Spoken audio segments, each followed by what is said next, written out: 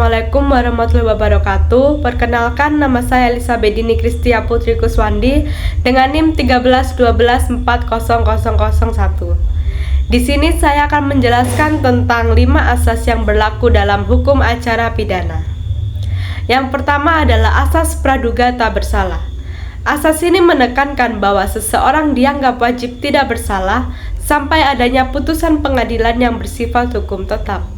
Asas ini berlaku sampai yang pertama adalah adanya putusan pengadilan yang bersifat hukum tetap atau inkrah, dan yang kedua adalah tidak ada upaya hukum lagi. Kedua pengecualian ini dapat terjadi apabila adanya bukti baru. Bukti baru adalah bukti yang selama dalam pengadilan, bukti itu belum pernah ditunjukkan atau ditampilkan dan diketemukannya setelah kasasi, maka diajukan pada saat peninjauan kembali. Yang kedua adalah asas legalitas. Asas legalitas adalah tiada perbuatan dapat dipidana apabila tidak ada aturan dalam hukum yang berlaku. Asas ini memiliki arti bahwa semua tindakan dari alat-alat negara atau alat pelengkap negara harus berdasarkan dan harus mendapatkan perlindungan hukum.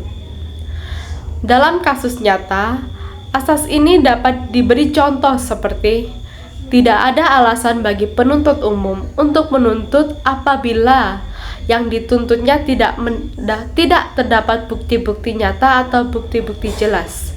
Maka dari itu, penuntut umum harus memenuhi prosedur hukumnya. Apabila ingin menuntut, maka harus melampirkan bukti-bukti yang jelas. Selanjutnya adalah asas terbuka untuk umum. Asas ini memberi makna bahwa pemeriksaan di pengadilan selalu dapat dihadiri oleh umum serta terbuka. Hal ini memberi makna bahwa pemeriksaan di pengadilan bersifat transparansi tanpa ada yang ditutup-tutupi. Asas ini dapat terkecuali pada beberapa hal yang diatur dalam undang-undang. Namun, pada hal tertentu, pemeriksaan bisa saja tertutup. Namun, pada saat persidangan harus tetap terbuka atau transparansi. Selanjutnya adalah asas peradilan dilaksanakan secara objektif. Asas ini memiliki makna bahwa hakim yang membuat keputusan harus berdasar pada fakta dan bukti yang ada. Kata objektif dalam asas ini memiliki arti bahwa tidak memihak. Dan asas ini juga selaras dengan asas equality before the law atau kesamaan di hadapan hukum.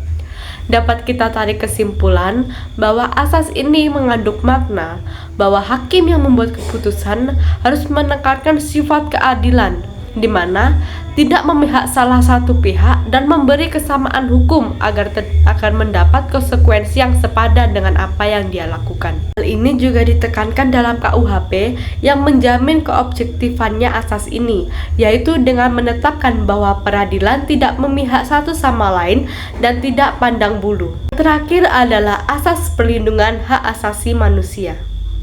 Asas ini menekankan bahwa setiap perkara yang diajukan akan tercermin perlindungan hak asasi manusianya.